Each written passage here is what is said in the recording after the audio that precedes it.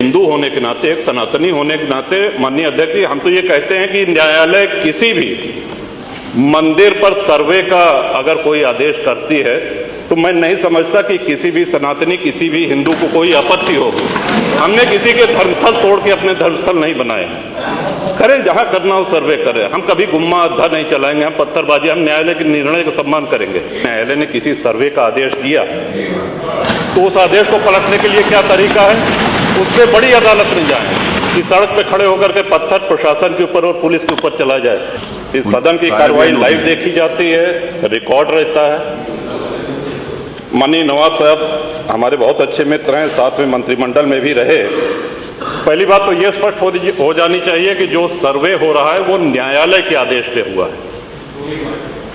और जितने लोग बोले हैं, इन्होंने पत्थरबाजी का कोई जिक्र, कोई चर्चा नहीं की। अब हम एक चीज तो ये भी जानना चाहेंगे कि क्या पत्थरबाजी करने से न्यायालय का आदेश बदल जाता है? अगर न्यायालय ने किसी सर्वे का आदेश दिया तो उस आदेश को पलटने के लिए क्या तरीका है? उससे बड़ी अदालत में जाए कि सड़क पे खड़े होकर के पत्थर प्रशासन के ऊपर और पुलिस के ऊपर चला जाए। आज तक कभी प्रशासन का निर्णय, न्यायालय का निर्णय इससे बदला हो तो?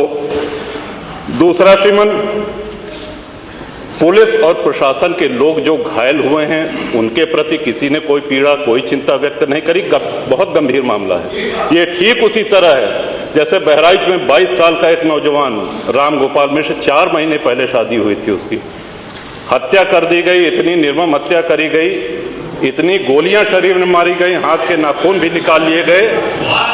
अपराध क्या था कि उसने अपने धर्म का एक झंडा लगा दिया।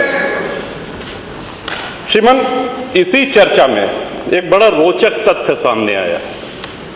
माननीय नवाब साहब ने कहा कि कुंदरकी में लूट हुई है, लूट करके, वोट लूट करके ये विधायक बन गए हैं। वरना कुंदरकी में 65% मुसलमान हैं, 35% हिंदू हैं, तो रामवीर सिंह कैसे जीत जाता? ये कार्रवाई में है हमारा। तो मनोहर, एक सवाल हम ये भी करना चाहते हैं कि जिन विधानसभाओं में मुस्लिम मतदाता की संख्या हिंदू से कम है, क्या वो लूट करके विधायक बन के आते हैं? या क्या हिंदू बाहुल्य जो विधानसभाएं हैं वो मुसलमान को वोट नहीं देती? इस हिसाब से तो यही लगता है कि सबसे बड़ा आश्चर्य धरती का यही हो गया कि जब 65% मुस्लिम है तो हिंदू कैसे जीत गया? आज पहला दिन है इन लोगों का सदन में। हमने अनुरोध किया था जो नए सदस्य जीत के आए हैं कम से कम परिचय करा दें, हम लोग भी पहचान लें। हमारा कोई परिचय नहीं है रामवीर जी से, लेकिन वो निर्वाचित सदस्य हो चुके हैं, सदन के सम्मानित सदस्य हैं। उनका इस तरह से अपमान करना, उनको लुटेरा कहना, ये तो आपत्तिजनक है। और सर्वे हम बोल ले तो आप बोले।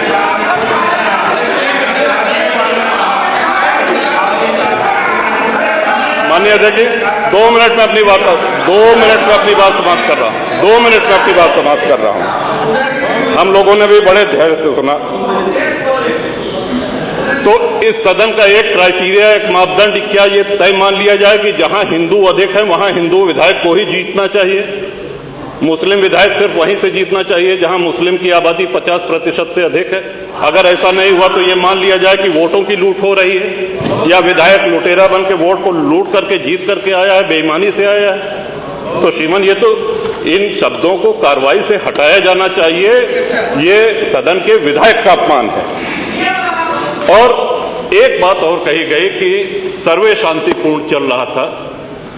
एक हिंदू होने के नाते, एक सनातनी होने के नाते माननीय अध्यक्ष जी, हम तो ये कहते हैं कि न्यायालय किसी भी मंदिर पर सर्वे का अगर कोई आदेश करती है तो मैं नहीं समझता कि किसी भी सनातनी, किसी भी हिंदू को कोई आपत्ति होगी।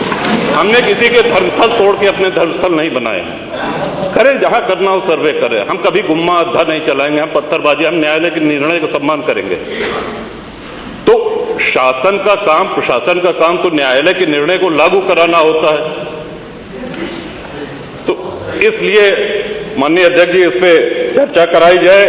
चर्चा में भाग लेने की इच्छा इधर भी है, इधर भी है, बहुत से लोगों की है, और चर्चा कराई जाएगी तो बहुत सी सच्चाइयां सामने आएंगी। बहुत बहुत नेता प्रतिपक्ष।